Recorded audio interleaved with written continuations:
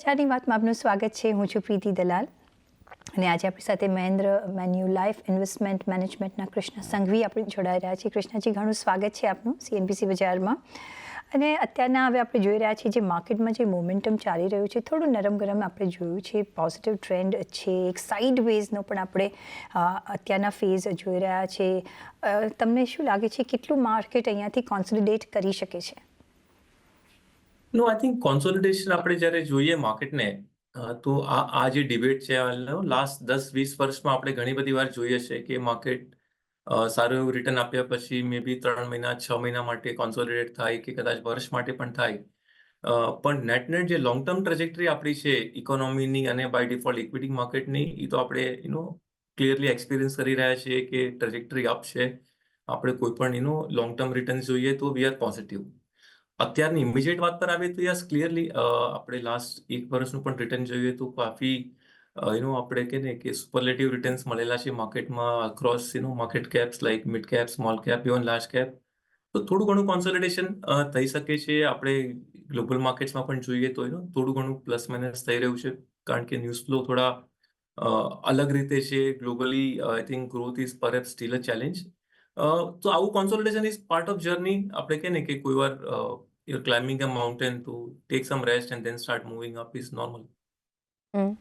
તો જ્યારે ઇન્ડિયન માર્કેટ્સના જ્યારે સો કોલ્ડ વેલ્યુએશન હાઈ છે એમ આપણે જોઈ રહ્યા છીએ, આ એક consolidation is a good thing to happen right now for the domestic markets? Clearly જો આપણે જ્યારે વેલ્યુએશનને એક સાથે ઇન્ટિગ્રેટ કરીએ આપણે કોન્સોલિડેશનની ડિબેટમાં, તો બહુ જ સારું એંગલ આવે છે કે આપણે માર્કેટ જ્યારે કોન્સોલિડેટ કરે છે ત્યારે અર્નિંગ તો સ્ટેબલ રહે છે અને આગળ વધે છે, રાઈટ? અર્નિંગ્સ કોન્સોલિડેટ નથી થઈ રહ્યા, આપણા અર્નિંગ વધી રહ્યા છે. તો એ રીતે પણ એમ માનીએ કે જ્યારે માર્કેટ કોન્સોલિડેટ થાય છે તો ઓવર નેક્સ્ટ 6 મંથ 12 મંથ આપણને વેલ્યુએશન કમ્ફર્ટ પણ મળી રહ્યો છે. So that is again a good sign. Market consolidation is in a way allowing earnings to grow and valuations to moderate for fresh money, fresh allocation. અર્નિંગની તમે જ્યારે વાત કરી તો હમણાં જ આપણે અર્નિંગ સિઝન ફિનિશ કરી છે. ફર્સ્ટ ક્વાર્ટરના નંબર્સ આપણે જોઈએ તો મિક્સ બેગ ઓફ નંબર્સ આવ્યા છે. એક થોડું પેઇન દેખાઈ રહ્યું છે. કયા તમે ફેક્ટર્સ એટ્રીબ્યુટ કરશો? શું ડિમાન્ડ પર સે એક છે કે જે ગ્લોબલ એન્વાયરમેન્ટ છે એની અસર તમે જોઈ, કે આપણે ઘણા બધામાં માર્જિન્સ પર પણ અસર જોઈ છે, ઘણા બધામાં આપણે થોડાક સેટબેક્સ જોયા છે? કયા તમને ફેક્ટર્સ લાગ્યા કે જે આ વખતના અર્નિંગ્સમાં તમને દેખાઈ આવ્યા, જે પોઝિટિવલી કે નેગેટિવલી અફેક્ટ કરતા દેખાયા? શ્યોર. આપણે જ્યારે અર્નિંગ્સનું કમ્પેર કરીએ તો આપણો ફર્સ્ટ પ્રિન્સિપલ છે કે આપણે અર્નિંગ્સને YOYમાં કમ્પેર કરી રહ્યા છીએ, કારણ કે લાસ્ટ યર શું થયું એની સામે આ વર્ષે આપણું શું ઇન્ક્રિમેન્ટલ ગ્રોથ છે કે ડી ગ્રોથ છે આપણે ટ્રેક કરીએ છીએ. તો ઘણા વેરિયેબલ છે. અલગ અલગ કંપનીઝ જે પોતાના રિઝલ્ટ સાથે એનાલિસિસ પ્રમાણે એ લોકો પોતાનું શેર કરે છે કે આપણું અન્ડરસ્ટેન્ડિંગ અમે તમને કહીએ તો અલગ અલગ રીઝન છે. નંબર 1 રીઝન છે મે બી લાસ્ટ યરનો બેઝ કાફી હાઈ હતો અમુક કંપનીઓ માટે.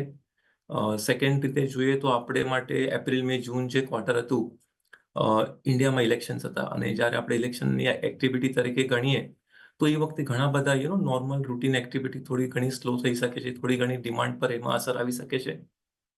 ક્લિયરલી ગ્લોબલ ઇકોનોમીનું પણ જે એંગલ તમે કીધો પરફેક્ટ સેમ છે કે ગ્લોબલ ડિમાન્ડ થોડી ઓછી હોય તો થોડું એક્સપોર્ટ ઓરિએન્ટેડ કંપનીઝને પણ, એટલે અલગ અલગ વેરિયેબલ આપણે જોઈએ તો અલગ અલગ કંપનીઝના અલગ અલગ રીઝન છે. Which is the best part કે આપણે બધી જ કંપની એક જ સિમિલર સેટ ઓફ ફેક્ટરથી ઇફેક્ટ નથી થઈ રહી. So which is possibly a good part કે બધાના ઇન્ક્રિમેન્ટલ ટ્રિગર્સ અલગ છે. આપણે આ ક્વાર્ટર જોઈએ તો આ ક્વાર્ટરમાં તો ઇલેક્શનની ઇફેક્ટ ઓબ્વિયસલી નથી, કારણ કે elections are over. Sector wise જોઈએ તો let's say banking and financial service એ કાફી સારા રિઝલ્ટ આપ્યા છે અને YOY credit growth is good broadly. Margins have been comfortable. No major decline in last 12 months આપણે જોઈએ તો credit growth is better and offsetting the margin compression slightly. I think જે નેગેટિવ એંગલથી જોઈએ તો કોમોડિટી બેઝ જે sector છે કે જેનો મે બી again little bit base effect issue, તો લાસ્ટ યરના એંગલથી કોમોડિટી સ્પેસ છે, સિમેન્ટ છે, એટસેટ્રા, થોડા રિઝલ્ટ થોડા વીક છે. પણ એની સામે જે કોમોડિટી કન્ઝ્યુમર્સ છે, જે રિસોર્સ કન્ઝ્યુમર કંપનીઝ છે, આપણી ઘણી બધી mid and small cap companies, તો broad results are good. I think results are average. Partly if you link these variables of maybe base being high and election being one of the reason કે થોડી ઘણી economic activity ઓછી થઈ રહેશે. Going ahead, let's track volumes and let's track, how maybe economy possibly, grows much faster than the last 3 months or so. Demand તમે કઈ રીતના જોઈ રહ્યા છો? તમે અહીંયાથી ઇમ્પ્રૂવ થતા જોઈ રહ્યા છો કે એક પ્લાટો તમને દેખાઈ રહ્યો છે? કઈ રીતના તમે ડોમેસ્ટિક ડિમાન્ડને અનફોલ્ડ થતા જોઈ રહ્યા છો અને એના હિસાબે કોઈ રોકાણ કરી રહ્યા છો? Clearly, I think domestic consumption demand થોડી ઇમ્પ્રૂવ થઈ છે, સ્પેશિયલી આપણે જોઈએ ને કે જે લોઅર એન્ડ કન્ઝમ્પશન પ્રોડક્ટ્સ કહીએ છીએ, જે મે બી કન્ઝ્યુમર સ્ટેપલ્સ તરીકે લોઅર એન્ડ કન્ઝ્યુમર ડ્યુરેબલ્સ જોઈએ છે, ત્યાં થોડી ઘણી ડિમાન્ડ ઇમ્પ્રુવમેન્ટ જોઈ છે અને hopefully that will continue. Little bit more income generation will also help. So એ રીતે ડોમેસ્ટિક ડિમાન્ડ, યસ, ક્લિયરલી જે આપણે કદાચ 8-9% જે જીડીપી જોવે એ પ્રમાણે શાયદ ડિમાન્ડ હમણાં નથી, બટ રિઝનેબલી ઓન ટ્રેક કે આપણે જે 7%નું જે આરબીઆઈનું પોતાનું એસ્ટિમેટ છે એ પ્રમાણે જોઈએ તો ડિમાન્ડ ઇઝ રિઝનેબલ. એટલે જ that's why the question, because જે આરબીઆઈના પ્રોજેક્શન સાથે આપણો જે ડિમાન્ડ છે એ મેચ થઈ રહી છે કે નહીં એ પણ જોવું રહેશે. પણ ઓન ધી અધર હેન્ડ હવે જો ગ્લોબલી જોઈએ તો રેટ કટની હવે સાયકલની આપણે રાહ જોઈ રહ્યા છીએ. અમેરિકા કરશે તો મે બી આપણને 2-3 ક્વાર્ટર્સમાં, અહીંયા ભારતમાં પણ આપણને જોવા મળશે. બીજી ઘણી યુરોપિયન કન્ટ્રીઝે ઓલરેડી રેટ કટ સાયકલ શરૂ કરી દીધી છે. જાપાનમાં રેટ હાઇકની આપણે જોયું કઈ સિચ્યુએશન છે. કઈ રીતના તમે જોઈ રહ્યા છો? કારણ કે ત્યાં પ્રેસિડેન્શિયલ ઇલેક્શન્સ ઇન નવેમ્બર, ફેડમાં આપણને સપ્ટેમ્બરમાં ખબર પડશે કે શું એ લોકો નિર્ણય લે છે. કઈ રીતના આ બધા જ ફેક્ટર્સ અફેક્ટ કરી શકે છે global market vis Indian market, vis FII મુવમેન્ટને કઈ રીતના તમે જોઈ રહ્યા છો ટુવર્ડ્સ ઇન્ડિયા? શ્યોર. આપે જણાવ્યું પ્રમાણે ક્લિયરલી સપ્ટેમ્બરમાં ફેડ રેટ કટની એક્સપેક્ટેશન છે. ફેડના ઘણા બધા મેમ્બર્સે ડાયરેક્ટલી ઇનડાયરેક્ટલી હિન્ટ આપી છે કે સપ્ટેમ્બરમાં રેટ કટ આવશે. Obviously intensity slightly early to જજ 25 બીપ્સ આવે છે કે 50 બીપ્સ આવે છે. આપણે રેટ કટની જોઈએ તો ગ્લોબલ માર્કેટ્સ લાસ્ટ લગભગ 18 મહિનાથી, રાઇટ ફ્રોમ મિડ માર્ચ 2023થી થોડી બિલીફ આવી ગયેલી કે હવે રેટ કટ સાયકલ શરૂ થવાની છે. એટલે માટે માર્કેટમાં ગ્લોબલી પણ રેલી આવી છે અને ઇન્ડિયામાં પણ લેટ્સ સે આવી છે. કારણ કે જેવું ઇન્ડિયામાં રેટ વધવાના બંધ થઈ ગયા right from that policy in April 2023, Indian markets have a nice rally, especially small cap, mid cap, કે જ્યાં પણ interest cost is slightly more relevant variable of cost. એ લોકોએ ઘણું જ સારું સ્ટોક માર્કેટ રિટર્ન્સ આપ્યું છે. કંપની અર્નિંગ્સ પણ શાયદ સારા આવ્યા છે લાસ્ટ 15 મહિનામાં ઓવરઓલ પિક્ચરમાં. અને અત્યારથી અહીંયાથી જોઈએ તો yes, clearly rate cut helps Indian economy, કારણ કે આપણી ઇકોનોમી અત્યારે એક એવા સ્તર પર છે કે ઇન્ટરેસ્ટ રેટ કટથી જે ઇકોનોમીને સપોર્ટ મળશે, ઇકોનોમિક એક્ટિવિટીમાં જે ઇમ્પ્રુવમેન્ટ મળશે એ આપણને કાફી એનું સારું પોઝિટિવ જોવા મળશે. ક્લિયરલી ઇન અ વે આપણે જોઈએ તો ગ્લોબલ રેટ સાયકલ એટલી બધી સિન્ક્રોનાઇઝ છે કે જ્યારે ફેડે રેટ વધારવાનું ચાલુ કર્યું ત્યારથી આપણે ચાલુ કર્યો છે. તો શાયદ એક એક્સપેક્ટેશન એવી રાખવી જોઈએ કે જેવું ફેડ રેટ કટનું આપણને રોડમેપ મળી જશે તો ઇન્ડિયામાં પણ રેટ કટ આવશે. અને as a macro picture, yes, આપણે જોઈએ તો 0.5% rate cut can have a good impact, on the overall interest cost for corporates and retail customers who are big borrowers, અને એનું એક બેનિફિટ આવી શકે. સો ઓફકોર્સ રેટ કટ જોઈશું, પણ એના જે એન્ટિસિપેશનમાં આપણે ઘણા બધા જે સેક્ટર્સ છે એના પર શું કામ કરી શકીએ? As for example reality sector છે કે અહીંયા આપણે મે બી એ રેટ કટનો એક ફાયદો જોવા મળી શકે છે. અને બેન્કિંગ સેક્ટર છે તેને તમે કઈ રીતના જોશો? ફિનાન્શિયલ એઝ અ સેક્ટર તમે કઈ રીતના જોઈ રહ્યા છો?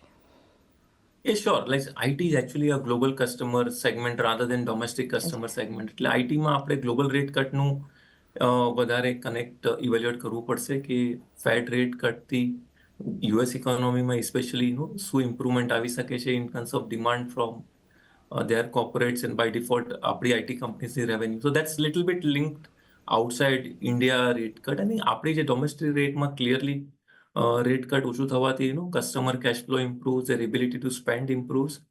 એટલે directionally rate cut clearly positive છે for economic growth. May be timing wise જે 3 મહિના 6 મહિનાનો જે પણ લીડ લેગ ઇફેક્ટ લાગે એ આપણને કદાચ we have to go through that cycle of lead lag on the rate cut in economy, but clearly rate cut will help economy.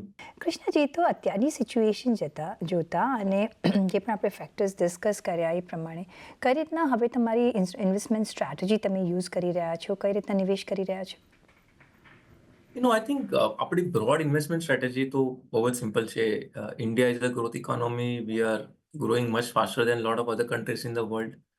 આપણી nominal GDP growth rate is among the highest. So I think એ રીતે strategy બહુ simple છે કે we are a growth economy, let's invest in India. Relatively yes, વેલ્યુએશનને જ્યારે આપણે add કરીએ, કારણ કે વેલ્યુએશન એક એવું પરિબળ છે કે all sectors do not move in same time at same pace. So એ રીતે જે અમે મે બી સેક્ટર વાઇઝ કે માર્કેટ કેપ વાઇઝ જે થોડું ઘણું એડજસ્ટમેન્ટ કરી રહ્યા છીએ, તો એમાં બ્રોડ આઈડિયા એવો છે કે as a category, as a whole, large cap is slightly more better valued, slightly more attractive for next 6 months 12 months period.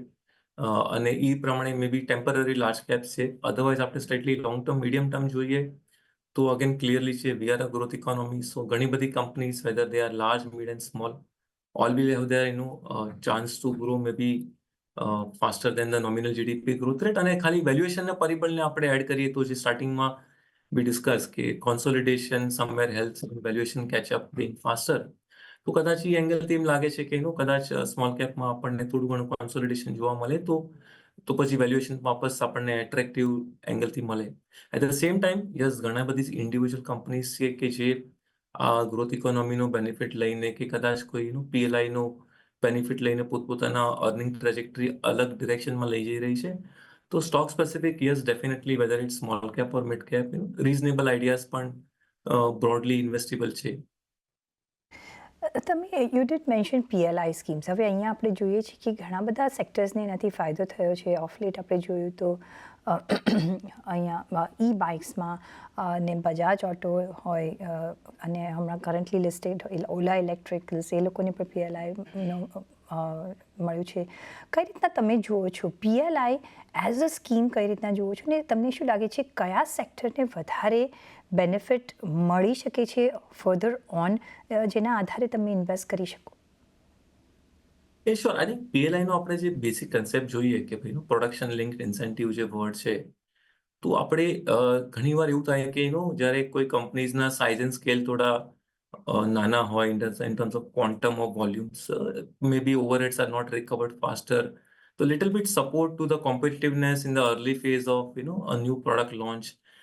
A broad thought process છે ફ્રોમ અ પીએલઆઈ એંગલ કે government is saying કે અમુક કંપનીઝને, અમુક ઇન્ડસ્ટ્રીઝને rather we will give some benefit if they are doing something right initial ફેઝમાં support આપી. Second છે કે આપણે India is a reasonable importer in many products, starting with let's say iPhones જોઈએ કે લેપટોપ જોઈએ, તો એને માટે પણ ગવર્મેન્ટની સ્કીમ છે કે જો એ જ પ્રોડક્ટ્સને ઇન્ડિયામાં મેન્યુફેક્ચર કરવા માટે થોડું ઘણું સપોર્ટ સિસ્ટમ આવે થ્રુ પીએલઆઈ, તો શાયદ આપણું overall trade balance, forex etcetera improve થાય છે.